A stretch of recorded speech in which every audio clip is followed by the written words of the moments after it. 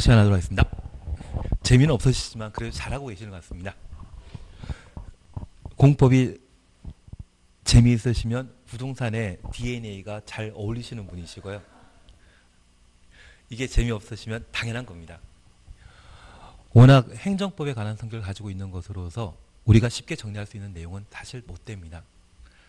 그래도 조금 관심 있고 계속 봐주시는 게 공법에서 좋은 점수 받을 수 있는 방법이 아닌가 싶습니다. 우선 1. 기초조사 찾으셨죠? 국토교통부 장관 지도이사 시장 군수. 우리 광역도시계획은 둘 이상의 시도에 걸쳐 광역계획권을 국토교통부 장관이 지정하면 시의사가 공동 수립하도록 되어 있고, 같은 도에 속해 있는 둘 이상의 시군에 걸쳐 광역계획권이 지정되게 되면 광역도시계획은 시장 군수가 수립하도록 되어 있습니다. 그리고 예외적인 수립권자가 국토였는데 얘를 계급순으로 나열하게 되면 국토교통부 장관 제일 먼저 나오고 뒤에 시도의사, 그 다음에 시장군수. 그래서 국토교통부 장관부터 시장군수는 원칙과 예외에 해당되는 광역도시계획 수립권자가 되게 됩니다. 이해되시겠습니까? 이들이 광역도시계획 수립하거나 변경하려면 두 줄 밑에 기초조사하여야 한다. 이 기초조사는 측량 조사를 말합니다. 그리고 동그라미 2번 기초조사 방법에 대해서는 크게 필요 없습니다. 바로 옆에 페이지에 공청회 찾으셨죠. 국토교통부 장관, 시도의사, 시장 군수는 광역도시계획 수립하거나 변경하려면 미리 공청회 열어 공청회 추천습니다. 주민과 관계 전문가 등으로부터 의견 들어야 하며 공청회에 제시된 의견이 타당하다 인정하면 광역도시계획에 반영하여야 한다. 그리고 동그라미 2번 개최 공고와 관련되어 네 번째 줄 보시면 박스 바로입니다. 공청회 개최 예정일 14일 전까지 1회 이상 공고하여야 한다. 14일 동그라미만 해놓습니다. 3번, 4번 필요 없습니다. 한 장 넘기십니다. 지방의회 의견 청취입니다. 시도의사 또는 시장군수는 광역도시계획 수립하거나 변경하려면 미리 시도, 시군, 의회와 관계시장군수의 의견 드려야 된다. 동그라미 2번입니다. 국토교통부 장관이 광역도시계획 수립하거나 변경하려면 관계시도의사에게 광역도시계획안을 송부하여야 하며 관계시도의사는 그 광역도시계획안에 대해 시도의회와 시장군수 의견 들은 후 그 결과를 국토교통부 장관에게 제출하여야 한다.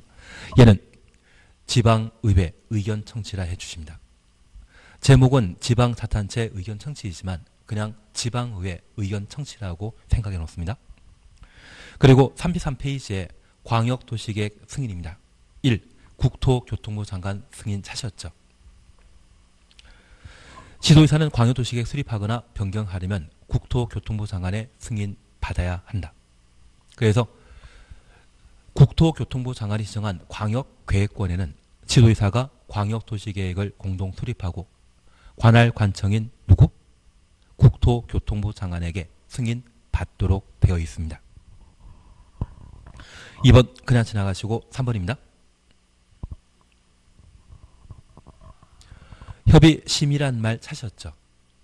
국토교통부 장관은 광역도시계획 승인하거나 승인 추천습니다. 직접 광역도시계획 수립 또는 변경하려면 관계 중앙행정기관장과 협의한 후 협의 추천습니다.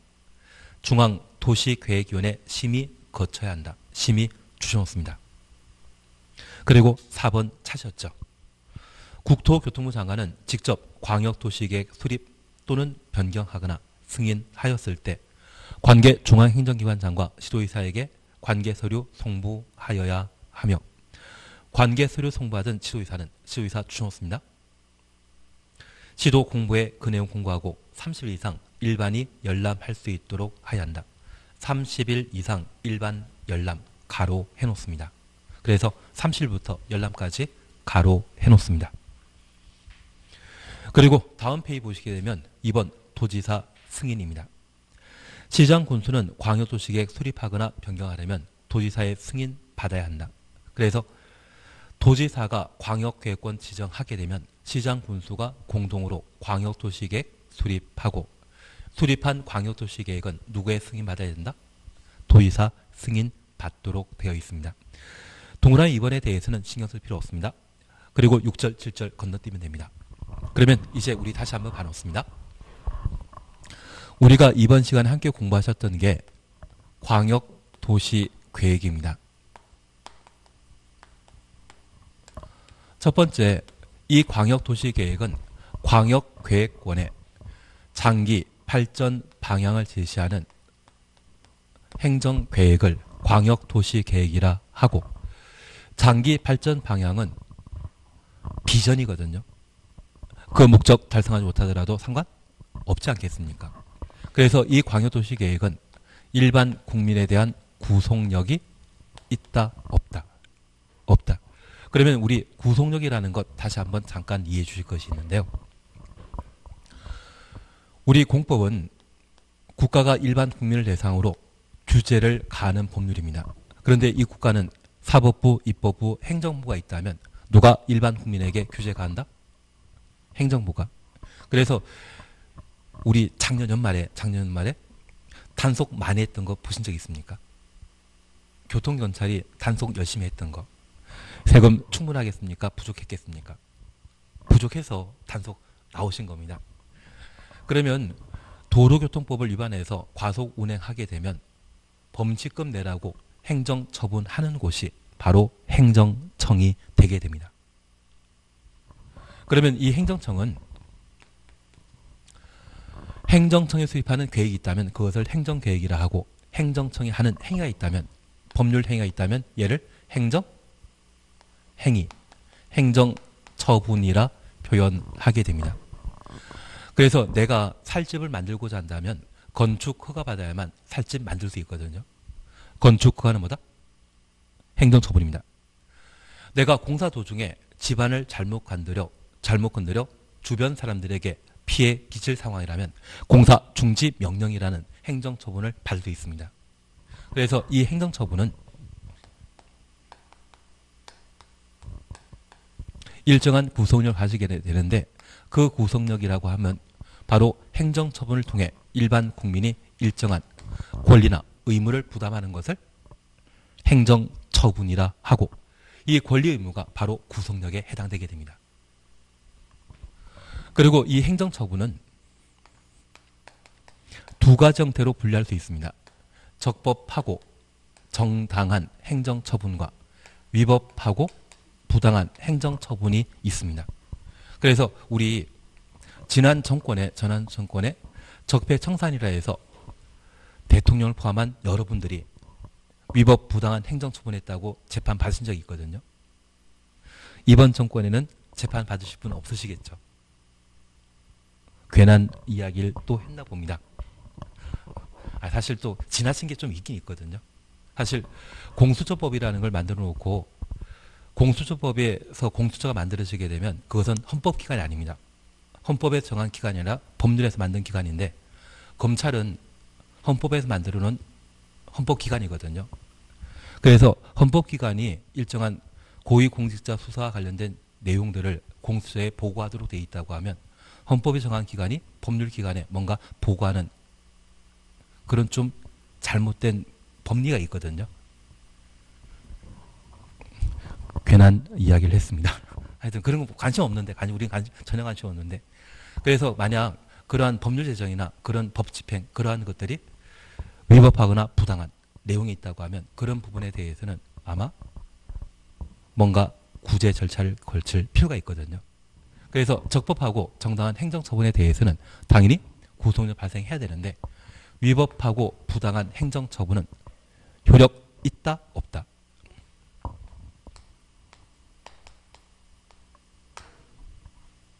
우리 소크라테스가 죽으면서 마지막 한 말 있지 않으십니까?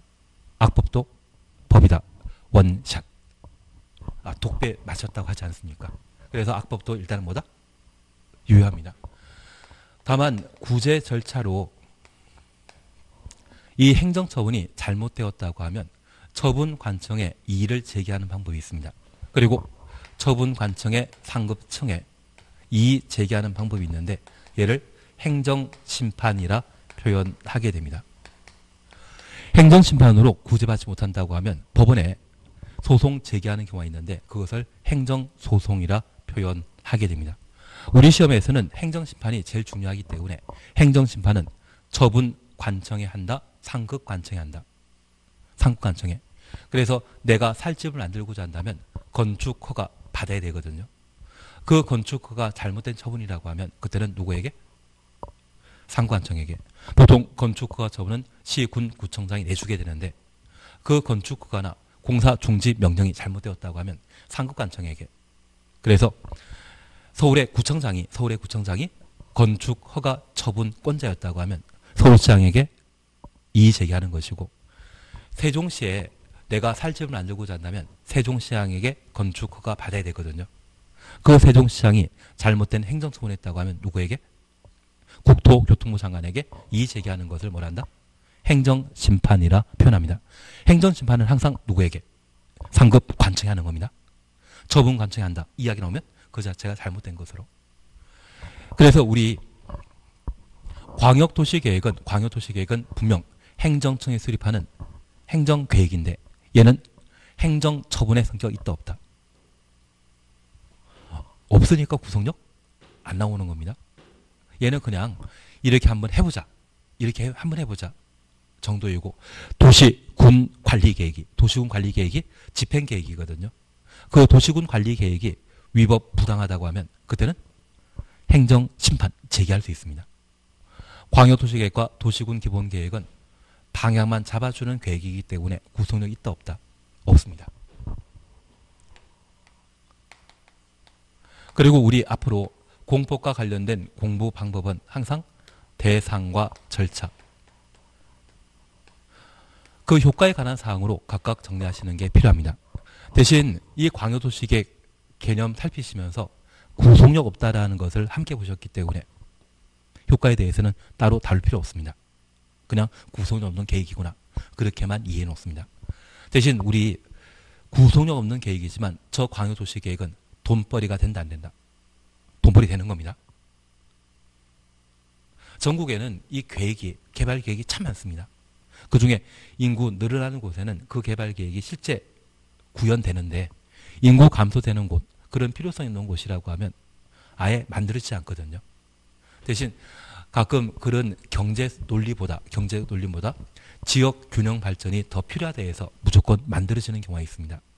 저 이번에 태안이라고 하는 도시와 보령이라고 하는 도시에 다리 하나 만들고 섬 지나서는 지하 바닷속에 도로를 만든다고 하더라고요. 저 이거 만들어질 줄 몰랐거든요. 여기 태안군은 한 인구 5만이고 보령시라고 하면 인구 한 10만, 15만 정도이거든요. 여기에 몇천억 투자해가지고 이런 거 만들지는 꿈에도 몰랐습니다. 대신 지역균형 발전을 도모하기 위해 이런 게 필요하긴 필요합니다. 아마 충남도지사 잘 뽑으셔가지고 아마 그게 실현되지 않았나 싶습니다. 지금은 어디 계시지 않습니까? 좋은 데 가 계시죠. 이상한 이야기만 계속 하고 있습니다. 호남 쪽 같은 경우에도 천사대교로에서 섬 연결하게 되는 그런 다리를 만들어 놨는데 섬이 다리를 통해 육지와 연결되게 된다고 하면 부동산 가치는 그냥 제자리에다 급등합니다. 그래서 그런 정책이 경제 논리와 관계없이 이루어지는 경우가 있거든요. 그런 것이라고 하면 참 괜찮은 것 같습니다. 그래서 가끔 인구 늘어나는 곳에만 실현되는 것이 아니라 인구 좀 저조한 곳에도 정책적 결정 때문에 이게 구현되는 경우가 있습니다. 그래서 이 광역도시계획이 수립되었다고 하면 항상 관심 있게 봐주시는 것도 필요하지 않나 싶습니다. 그러면 이 광역도시계획은 광역계획권의 장기 발전 방향을 제시하는 행정계획으로 광역도시계획 수립하는 곳은 어디다? 광역계획권.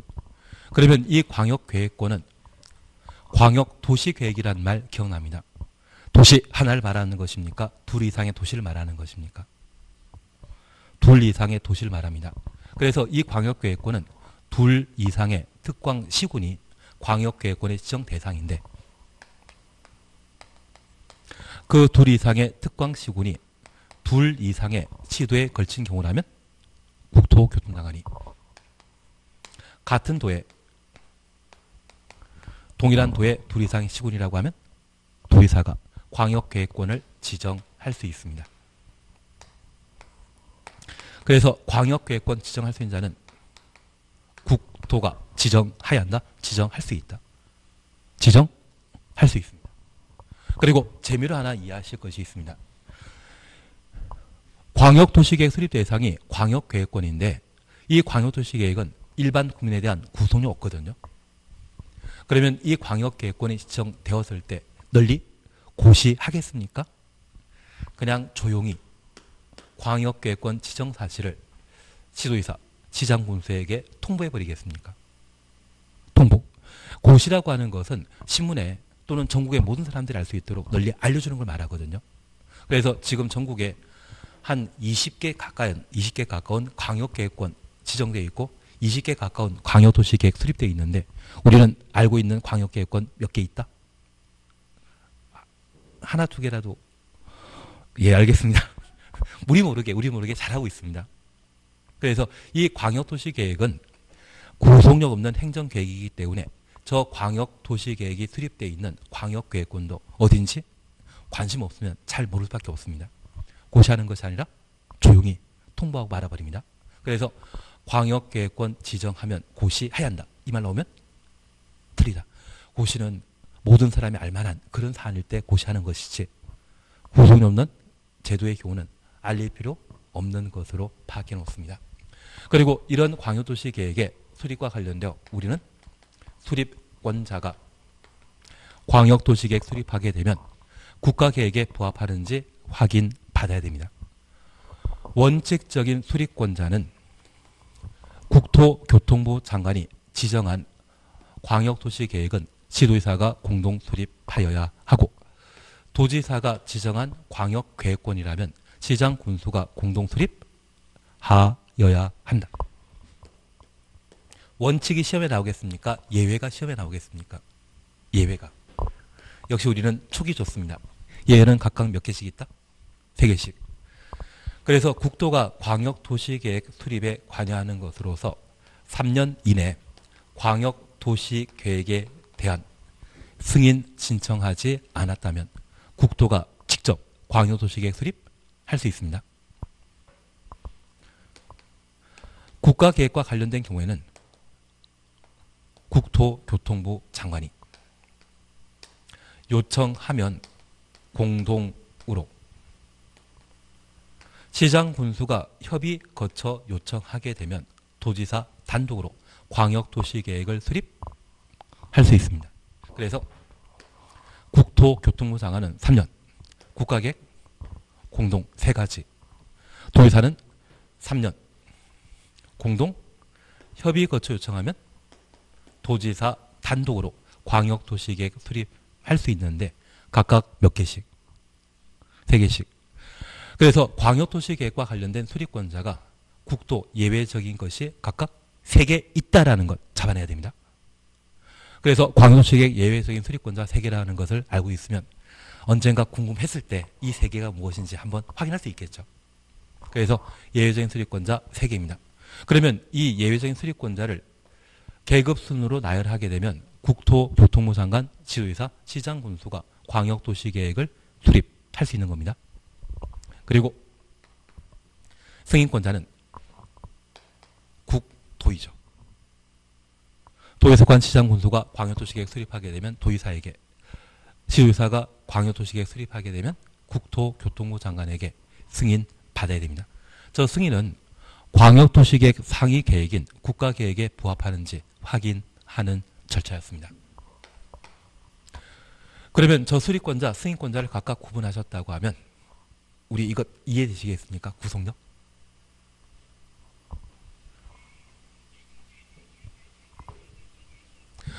구체적인 절차를 살펴보십니다. 우리가 잠깐 이해하실 것은 저 광역도시계획은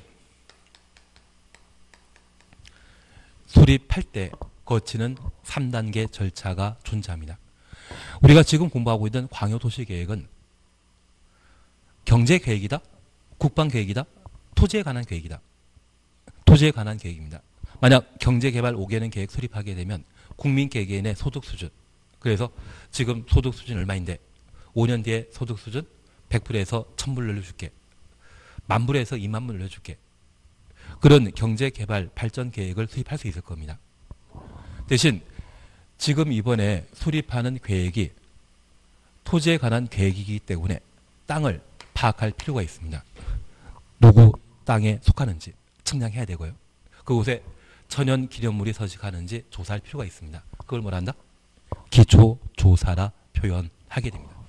저 기초조사는 반드시 거쳐야 되는 절차입니다. 그리고 이런 행정계획은 일반 국민의 삶에 영향 큽니다. 그래서 주민 의견 청취를 거쳐야 되는데 대한민국 모든 권력은 총에서 나오는 것입니까? 국민에게 있습니까? 국민에게 있습니다. 그래서 우리는 영화를 워낙 많이 보시다 보니까 변호사라고 하는 영화도 보지 않으셨어요. 예, 본 적 없지만 나는 잘 알고 있습니다. 대한민국의 모든 권력은 국민으로부터 나온다. 그래서 이 행정계획도 국민의 의견 듣도록 되어 있습니다. 그런데 이 의견 청취 방법은 우리 시험 범위는 아니지만 행정절차법이라는 게 있거든요. 그 행정절차법에서는 행정처분 또는 행정행위를 하고자 한다면 일정한 절차에 따라 이루어지도록 되어 있고 그 중에 주민 의견 청취 방법으로서 공청회 제도와 공람은 공고, 열람의 준말입니다. 그리고 청문 절차 세 가지를 두게 됩니다. 여기 청문은 우리 등록 말소 처분이나 자격 취소 처분 등의 중요한 행정 처분하고자 한다면 처분 대상자에게 최후의 변명 기회를 제공하도록 되어 있거든요. 그때 이루어지는 것이 무엇이다? 청문. 그래서 만약 공인중개사에 대한 자격 취소 처분하고자 한다면 청문에 관한 절차를 거치지만 자격 정지 처분하는 때는 청문 없습니다. 청문은 언제만? 취소, 등록 말소라고 하는 중요한 행정처분 시. 그래서 이 청문은 나중에 공인중개사법 공부하실 때 그때 한번 보시면 될 겁니다.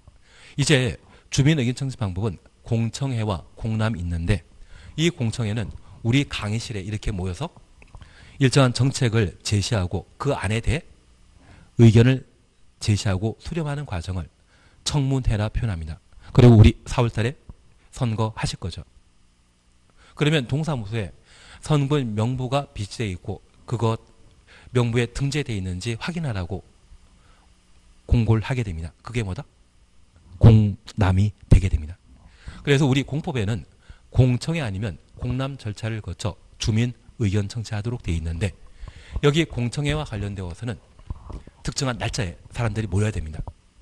만약 내일 공청회 시하거나 일주일 뒤에 개최하게 되면 그런 공청회에 참여할 수 있다 없다.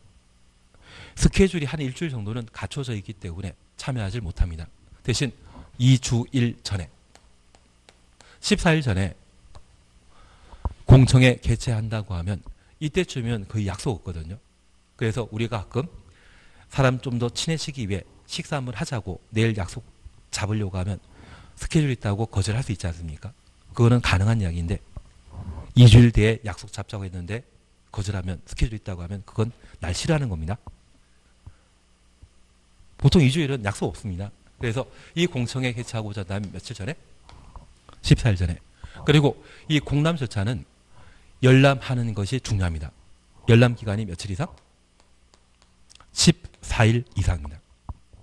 앞으로 우리 공청회이건 공람이건 그 날짜는 항상 14일이라는 거 기억하시고 저 14일 대신 7일, 10일 이렇게 기간이 제한되게 된다고 하면 행정절차법이 정하고 있는 기본적인 내용을 무시한 것이기 때문에 그 문장은 무조건 틀린 겁니다. 공청회는 며칠 전에? 14일 전에. 공람 기간은 며칠 이상? 14일 이상. 14일이 나왔을 때만 맞는 것이고 이거보다 짧게 잡히게 되면 맞다 틀리다. 틀리다.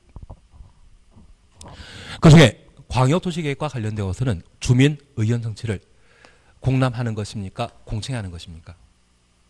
공청회 통해 수렴하도록 되어 있습니다. 그러면 우리 공법에는 6개 법률에 걸쳐 공청회 개최하는 것이 딱 세 군데 나오거든요. 그 세 군데 중에 광역도시계획과 도시군 기본계획의 주민 의견 청취 방법은 공청회입니다. 나머지는 죄다 어떤 방법으로? 공람 절차. 공청회 시되는 것은 국토계획법에서는 몇 개? 두 개. 광역도시계획과 도시군 기본계획 수립할 때만 공청회.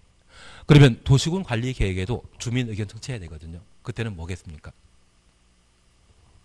공람 절차가 됩니다.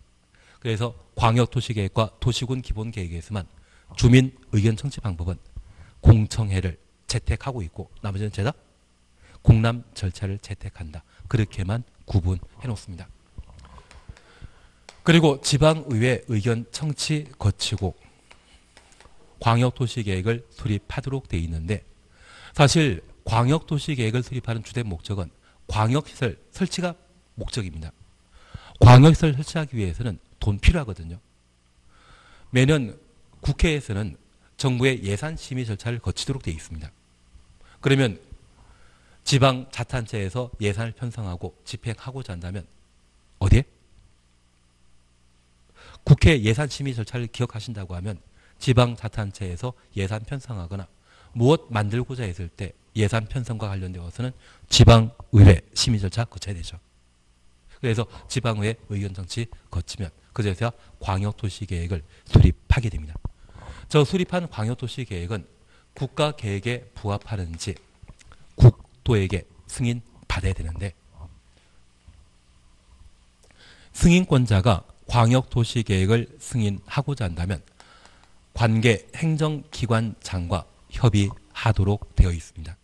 하나 이해하실 것이 있습니다. 이번에 KTX를 하나 만든다고 합니다. 그런데 이 KTX가 농경지를 지나가고요. 산을 거쳐 지나갑니다. 그러면 이 농경지의 주인은 농림부 장관이고요. 산의 주인은 산림청장입니다. 그런데 이 농경지와 산림은 개발 목적입니까? 비개발 용도입니까? 비개발 용도로서 식량 자급자족과 환경 보존을 위해서는 이것 개발해서는 안 되거든요. 그러면 보존하는 것이 공익에 부합하는데 이번에 KTX 만드는 것이 더 공익에 부합하는지 현재 관할가청인 주인인 농림부 장관과 산림청장이 개발 사업에 대한 허락해야 되죠. 만약 이분들이 반대하게 되면 개발한다 못한다? 못합니다. 그래서 협의에 관한 절차를 거칩니다. 그러면 저 협의하게 되었을 때 가장 자주 빈번하게 반대 의견 제시하는 분은 누구이다? 환경부 장관입니다. 그래서 MB 때 4대강 개발 사업 발표하고 4대강 사업을 하고자 했을 때 제일 극렬하게 반대하신 분은 누구였겠습니까? 환경부 장관이었고요. 그분 자리 보존했겠습니까? 바로 잘렸겠습니까? 바로 잘리고 말 잘 듣는 분을 한 분 더 뽑으셔가지고 4대강 개발 사업을 한 적이 있거든요. 그러면 그 MB가 그런 장관에 대한 임명 조치한 것은 정당하다, 부당하다? 정당하죠. 그러니까 교도소 안 가고 계시지 않습니까? 괜한 이야기를 또 했나 봅니다. 그래서 이 협의와 관련되어서는 현재 공익에 부합하는지 확인하는 절차라는 것을 이해해 주셔야 됩니다. 그리고 협의 절차 거친 이후 도시계획위원회 심의 거쳐야 되는데 하나 이해하실 것이 있습니다. 여기 도시계획위원회는 대학 교수들이 모여있는 전문가 집단이거든요. 그러면 우리 도시개발 또는 각종 도시계획과 관련되어 인구 10,000명이 사용할 수 있는 공간, 이 10,000명을 수용하기 위해서는 최소 30만 제곱미터가 필요하다고 합니다. 대신 우리나라에서는 넉넉하게 생각해서 50만 제곱미터가 10,000명을 수용할 수 있는 개발 용지로 판단하고 있습니다. 그런데 이번에 300만 제곱미터를 개발하고자 하는데 그곳에는 실제 10만 명이 수용돼야 되거든요. 그래서 가끔 지방에 각종 혁신도시나 기업도시를 만들고 있지만 사실 4대 그룹에 포함되고 있는 회사들은 경기도 벗어나게 되면 수도권 인재가 회사 안 온다 생각합니다. 그래서 지금 삼성전자가 예상하고 있는 가장 수도권의 하단부가 바로 평택이거든요. 그리고 우리 SK 하이닉스에서 반도체 공장 만든답시고 용인시, 처인구, 원산면 개발한다는 이야기 들어본 적 있지 않으십니까? 여기 용인시, 처인구, 원산면은 우리 제2경부고속도로가 구리에 시작해서 세종시가 연결되는데 이곳에 세종시 기준으로 한다고 하면 안성 인터체인지 그리고 원삼 인터체인지가 만들어지는 그 예정지입니다. 이곳에 반도체 공장 만들게 되면 얘는 평택보다는 위거든요. 그러면 삼성전자보다 좀 더 우수한 인재를 SK에서 확보해서 반도체 공장 제대로 굴려갈 수 있지 않을까 그 생각하고 있습니다. 요즘 여기 토지거래 허가구역으로 지정된 상태이거든요. 주변 일대도 다 토지거래 허가구역으로 묶여 있습니다. 저도 이걸 발표하기 전에 미리 좀 알고 있었는데 그때 수업만 아니었으면 필 뛰면서 땅을 알아봤어야 되는데 제가 후회하고 있는 중입니다. 대신 우리 얘가 만들어지게 되면 아마 이쪽도 평택 고덕 신도시처럼 아마 인구 100만인 용인시에도 대규모 개발 사업이 좀 한번 이루어지지 않나 싶습니다. 다만 용인 자체가 워낙 도시 계획이 좀 엉망인 편입니다. 가본 적 없으시기 때문에 저도 그냥 이렇게만 이야기하고 지나가겠습니다. 그래서 우리가 잠깐 이해하실 것은 이렇게 개발 사업 하게 되었을 때 10,000명 기준은 얼마? 30만 정도 필요한데 실제 10만 명이 아니라 10,000명 달랑 사용하는데 300만을 개발하게 되면 이것 낭비죠. 아마 90%는 허 비어있는 텅 빈 공간이 되어버릴 겁니다. 그리고 우리 강화문의 도로 폭이 한 70m이거든요.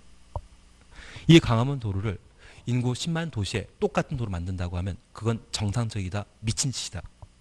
미친 짓입니다. 그래서 그 규모에 대한 타당성을 확인하고자 도시계획위원회 심의 거쳐 승인하도록 되어 있습니다.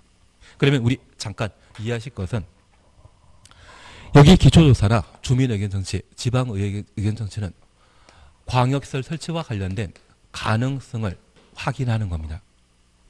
천연기념물이나 문화재가 존재하는 곳이라면 개발사업 하면 된다, 안 된다? 안 된다. 주민이 반대하면 하면 된다, 안 된다? 안 된다. 예산 없으면 하면 된다, 안 된다? 안 된다. 이게 다 통과되어야만 광역시설 설치가 가능한지 확인할 수 있는 사안이고요. 반면 협의와 심의는 타당성에 관한 부분입니다. 여기 협의는 현재 농지나 산지를 보존하는 게 공익에 부합하는데 그것 밀어버리고 광역시설인 지하철이나 KTX 만드는 게 공익에 부합하는지 관할관청이 동의한 때만 할 수 있는 것이거든요. 규모가 적정한지 10,000명 이용할 공간인데 100만 제곱미터, 300만 제곱미터 개발하는 것은 낭비이죠. 그 규모의 사안들을 따지면서 이게 과연 타당한 사업인지 확인하기 위해 거치는 절차가 승인에 필요한 협의 심의에 관한 절차가 되게 됩니다. 그러면 우리 다시 하나 이해하실 것이 있습니다. 현재 수립권자와 승인권자는 같은 사람이다, 다른 사람이다. 다른 사람입니다. 승인권자는 국토. 수립권자는 원칙 시도지사, 시장, 군수. 예외적으로 국토가 관여할 수 있지만 그건 예외입니다. 수립권자와 승인권자는 같다, 다르다? 다르다. 그래서 여기 기초조사, 공청회, 지방의회 의견 청취는 수립하는 데 필요한 사전조사이고 협의심의는 승인에 필요한 사전조사입니다. 만약 승인권자가 기초조사한다, 공청회 한다 이 말 나오면 틀립니다. 승인 시에는 뭐만? 협의심의만. 그리고 이 승인권자가 국토교통부 장관이면 관계 중앙행정기관장, 중앙도시계획위원회 심의 거쳐 국토교통부 장관이 광역도시계획을 승인하게 되는데 우리는 국토교통부 장관을 지방이라 했습니까? 중앙행정청이라 했습니까? 중앙. 그래서 국토교통부 장관이 승인권자라고 하면 그 관할에 어울리는 중앙도시계획위원회, 중앙행정기관장, 중앙행정기관장이라면 장관 걸 말합니다. 반면 도지사가 승인권자라고 하면 관계행정기관장, 지방 광역도시계획위원회 심의 거쳐 광역도시계획을 승인하게 되는데, 만약 국토교통부 장관이 광역도시계획 승인하는데 지방도시계획위원회 심의 거쳐야 된다? 맞다, 틀리다? 틀립니다. 도의사가 광역도시계획 승인할 때 중앙도시계획위원회 심의 거쳐야 된다? 관할 잘못되었다라는 것 조금 이해되시겠습니까? 그러시면 충분하십니다. 그래서 현재 광역도시 수립과 관련된 절차, 이후 수립한 광역도시계획 승인받고자 한다면 협의심의에 관한 절차를 거쳐 승인하게 됩니다. 그리고 이 승인한 광역도시계획은 수립권자에게 송부하는데, 우리 학교에 숙제를 하게 되면 그 숙제 담임 선생님에게 도장 받거든요. 그러면 숙제는 담임 선생님이 가지고 계십니까? 학생에 돌려줍니까? 우리 빨간 펜이라는 학습지 들어본 적 있지 않으십니까? 그 숙제에 잘못된 부분이 있다고 하면 뭔가 적혀져 있습니다. 그리고 그걸 토대로 해서 내 공부 또 해서 어느 정도 학문의 가치 또는 내 성장을 도모하기 위해 숙제 돌려주도록 되어 있거든요. 그러면 이 광역도시계획이 승인되었다고 하면 이 광역도시계획에 따라 광역시설을 만드는 자는 국도입니까? 수립권자입니까? 수립권자가 만들어야 되기 때문에 광역도시계획은 수립권자에게 송부하고, 수립한 광역도시계획은 일반에게 공람시켜줍니다. 이때 공람기간은 며칠 이상? 30일 이상인데, 이때 공람은 광역도시계획 수립에 필요한 사전 절차입니까? 사후 절차입니까? 사후 절차입니다. 그리고 하나 이해하실 것이 있습니다. 여기 광역도시계획은 구속력 있는 계획입니까? 구속력 없는 계획입니까? 구속력 없는 계획. 할지 안 할지 모르는 계획입니다. 그러면 이 수립권자는 일반에게 열람시켜 주었을 때 영원히 보여준다. 짧게 보여준다. 구속력은 계획인데 계속 보자 하고 하면 귀찮지 않겠습니까? 그래서 30일 이상 열람시켜 주게 되면 열람은 딱 며칠만 보여준다? 30일만. 그래서 광역도시계획이건 도시군 기본계획이건 그게 수립되었다는 이야기 듣게 되면 빨리 가셔가지고 보여달라 하셔야 됩니다. 보면 어디에 뭐 만들어지고 이후 좀 변경은 될 수 있겠지만 계략적인 내용은 그대로이거든요. 그래서 이런 내용들을 토대로 해서 투자 여부를 결정하는 것이 필요하지 않나 싶습니다. 조금 이해는 되시겠습니까? 이 광역도시계획에서 보통 문제 하나 출제되기 때문에 이 정도를 한번 살펴보시는 게 필요한 듯합니다. 그래서 광역도시계획과 관련된 내용 저렇게 봐놓았습니다. 그리고 우리 이 광역도시계획은 구속력 없는 행정계획이라는 것 기억만 해주시고, 행정심판이나 행정소송 대상이 된다? 안 된다? 안 된다. 그렇게만 파악해 놓습니다. 한 장 넘기시면 도시군 기본계획이 있는데, 도시군 기본계획은 다음 주에 하시죠. 별로 안 좋아하시는 것 같기도 하지만 도시군 기본계획은 다음 주에 하도록 하겠습니다. 오늘 여기까지 하도록 하겠습니다. 수고하셨습니다.